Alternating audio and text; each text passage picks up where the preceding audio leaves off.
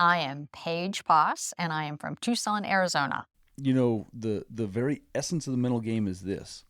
The only reason an event matters is because we make it matter. Welcome to the Mullins Farrier Podcast. I had a soccer coach, and he always said, we are going to be the fittest team always out there. Because in the moment, you don't want to be worried about being tired. You want to be focused on the soccer game. Right. Which is what's going to translate for me, hopefully, in the CJF, is that I'm not worried about being tired. I can focus on the task at hand.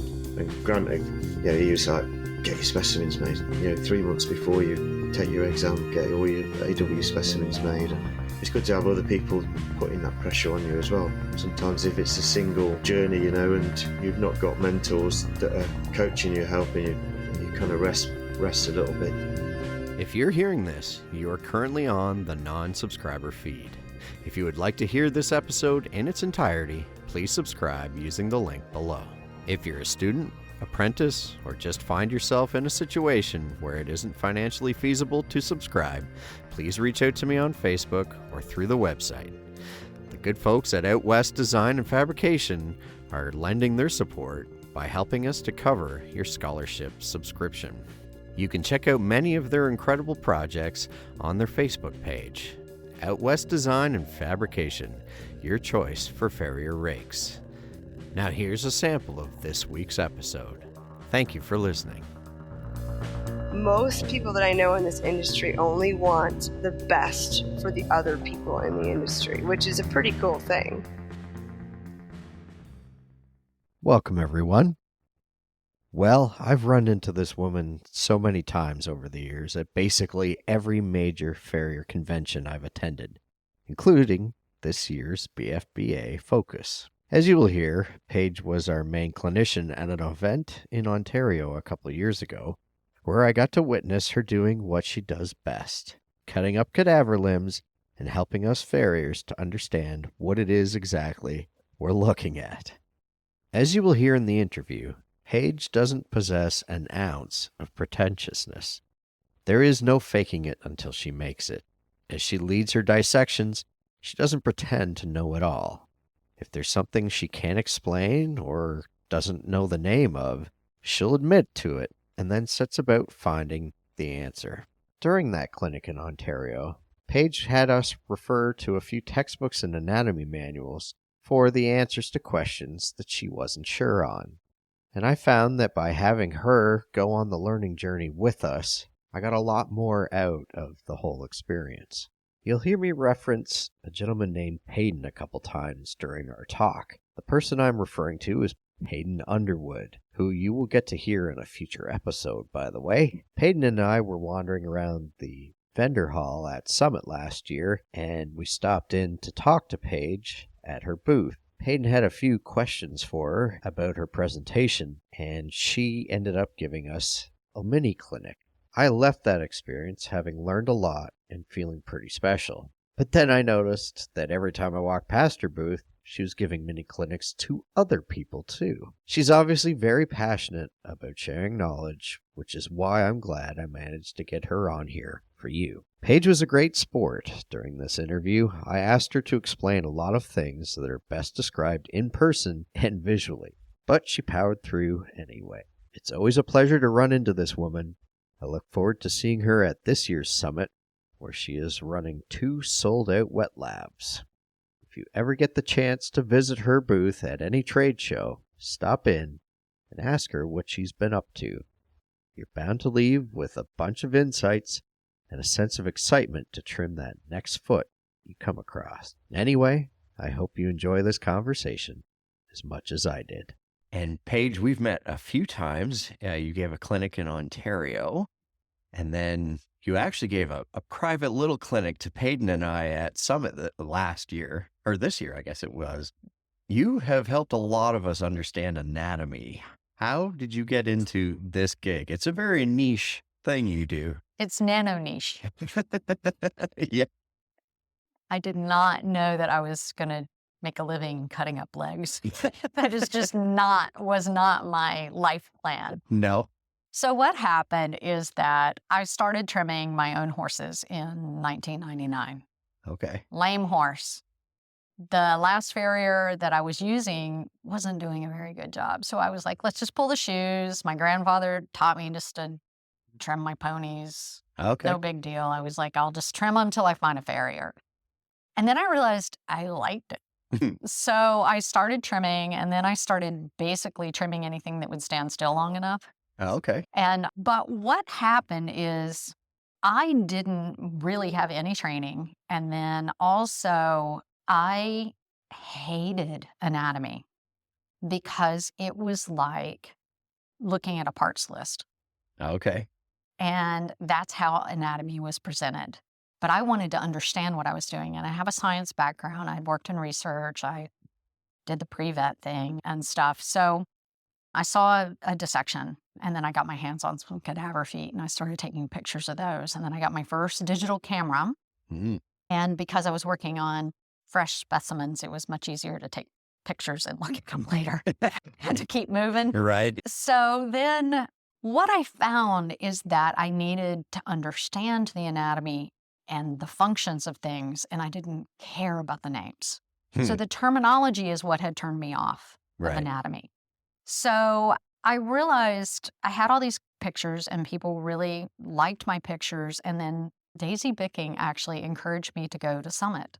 Okay. And I paid for a booth, and I had that lovely yellow background, a white table with no tablecloth, a computer, a few bones, and 3 postcards.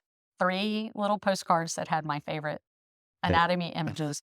And I just basically sat there and went, is anybody else interested in this? And I couldn't believe how excited people were. Right. So I went home, and then I paired up with my business partner, Jenny Edwards, who had also done hoof care for a long time, but she also is a graphic designer. Oh, okay. So she's more the professional side of the IT and helping to put things together in a publishable manner. Oh, okay. So that's what got us started. And I did the postcards because somebody just recommended that. And then when I came back to Summit the next year, people had put them on a binder. Oh. And I Okay. went, oh my gosh, you can do that. That's a great idea. And so that's where the books came from. Okay. And then the other part of how the books happened was that I put together images. Jenny and I are really careful to try to put things that help show the function and also try to tailor it so the books are really short so that they're a communication tool. Yeah, that you And can show to your clients, that you right? could show to your clients, and just you don't have to draw in the dirt as often. That's a great point. But the real magic has been what I've learned for myself. And all of this has really been about me. And you turn that into a career. I just happen to Perfect. share what I find. Right. No, but seriously, I had been trimming, I started trimming professionally, and it's like I've continued trimming now for 25 years. And I feel like what I see has given me confidence to assess when I'm either improving the foot, not improving the foot. I have more confidence conveying information to owners. I also feel like I can know when to quit better, and maybe when it's not my fault. Okay. Yeah. And I like showing that type of information too, because I think sometimes we're pushing a boulder uphill. Right. We don't need to be pushing uphill. We're not going to make progress. Right. There's one thing, for example, is that white line separation.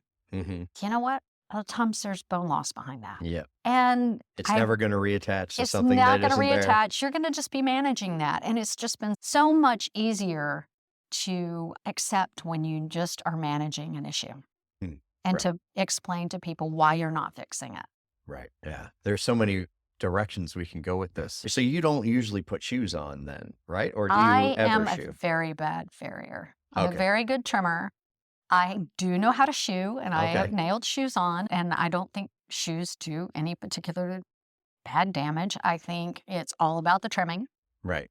whether you're a trimmer or a farrier. But I feel like my contribution to the industry is better served doing anatomy that I'm good at, instead of the world does not need another mediocre at best farrier. Well, and the reason I set up that question was when you run into those situations where a horse is wearing its feet down faster than they can grow them, what do you end up doing as a trimmer? There's all kinds of things. One, tell the owner they really need to use boots. And if the wear is coming from where the horse is living, you either need to change the substrate the horse is living on. And then I've finally reached the point where sometimes I'm like, I am not the professional for you.